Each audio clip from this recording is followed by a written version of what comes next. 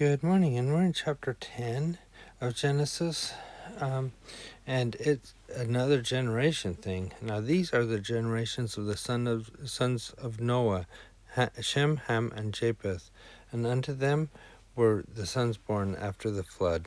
So it's going to follow the sons of these men, not the daughters. And it says, the sons of Japheth was Gomer and Magog. You may have heard of that before. Gog and Magog is talking about the place where the battle would be. So that would be where they got that name, was from Japheth's son. I'm going to go quicker through these. But like I said, the generations can mean something the more you learn about them.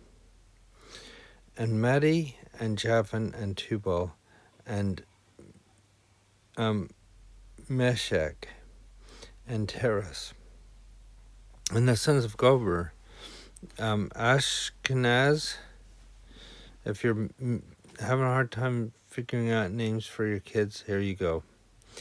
And Riptha and Togarmah. And the sons of Javelin, Isha and Tarshish and Kittim and Doddenham. By these were the isles of the Gentiles divided in their lands, and every one after his tongue, after their families and their nations.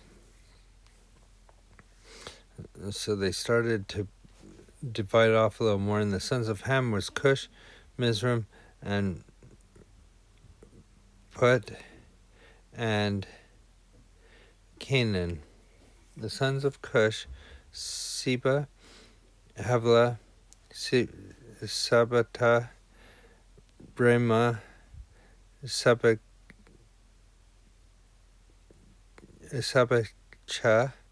and the sons of Rama were Seba, and Denan. And Cush begat Nimrod. Now that may sound familiar as well, because that is in the the Book of Mormon under Ether. Who was Nimrod? Joseph Smith translation of Genesis 10:9 clarifies that Nimrod was a mighty hunter in the land rather than before the Lord. He was the founder of a great kingdom that included Babel, later called Babylon. Nimrod is also referenced in the Book of Mormon. So just a little bit there. He was mighty hunter before the Lord. Therefore, it is said, even as Nimrod, the mighty hunter before the Lord, the beginning of his kingdom was Babel, and Erech and Akkad and Calneh in the land of Shinar. So a lot of names there, a lot of things. As you see, there are connections with what we're going to be reading later, but that is one of the things the genealogies do, and if you want a big deep dive, you can do it. Out of the land went forth Asher and buildeth Nineveh. So you see that Asher, and of course you've got Jonah and the whale, and he's going to Nineveh to preach to them, and so we're seeing these places being formed at this time. And Kala, the same, is a great city. And Mizraim begat Ludim and Ananim. If I get these wrong, don't hurt me. Lebim and Nephtalim, him, and Pathrushim and Keluhim, out of whom came Philistim, or Philistines, and Kephtorim. And Canaan begat Sidon, his firstborn, and Heth, and the Jebusite, and the Amorite, and the Girgashite. And you'll find some of these names come up later in the Bible as well. The Hivite, and the Archite, and the Sinite, and the Arvite, and the Zemrite, and the Hamathite,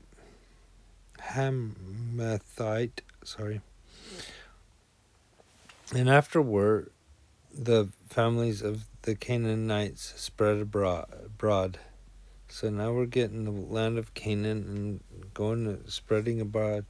The border of the Canaanites was from Sidon, and as thou comest to Gerar, and to Gaza, and as thou goest unto Sodom and Gomorrah, which we'll hear about as well, and Admah, and Zeboim, after even unto Lasha. These are the sons of Ham, after their families, after their tongues, in their countries and in their nations. Unto Shem also, the father of all the children of Eber, the brother of Japheth, the elder, even unto him were children born. The children of Shem, Elam, Asher, and Ephad, and Lud, and Aram. And the children of Aram, Uz, and Hol, and Gether, and Mash.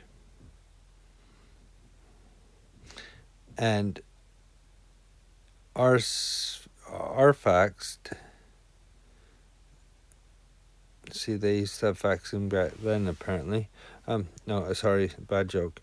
Begat Selah, and Selah begat Eber. And unto Eber was born 2 sons. The name of one was Peleg, for in his days was the earth divided, and his brother's name was Joktan. Now, it's kind of important that when you read these things, sometimes, let's just look at Peleg, for instance, i.e. division. So Peleg, his name means division. So in his days was the earth divided, and you start to see that means something, at least to the people who wrote this. And Joktan begat Almodad, and Salpeth, and Adoram, and Uzel, and Dekala, and Obal, and Abimel, and Sheba, and Ophir, and Havilah, and Jobab.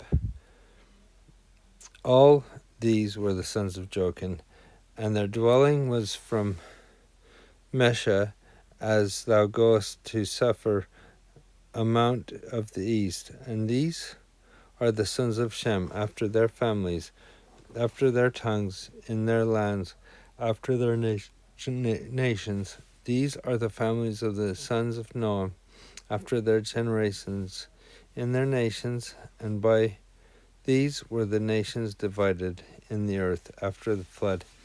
This was important to them, and it's important to a lot of people that live around there, because it gives them a reason to know why they're there. I find it interesting when you have a place. Why did people call it that place? Why did they call each place what it is? I really love listening and figuring out names. For instance, very closely where we are is Oxford. And you think, well, Oxford is where the university is. Oxford is where the oxes forded the river. That's what it was known for way back when it was named. And when you know that, then you have this other tie to it. And I think this is what we're getting from these as well. They're tying them back to him. Moses, as he was given this, he's given these records. It's tying them back to their records. And maybe as we go through the Old Testament, it will help us as well. I hope so, and I hope you have a wonderful day, and we'll see you tomorrow.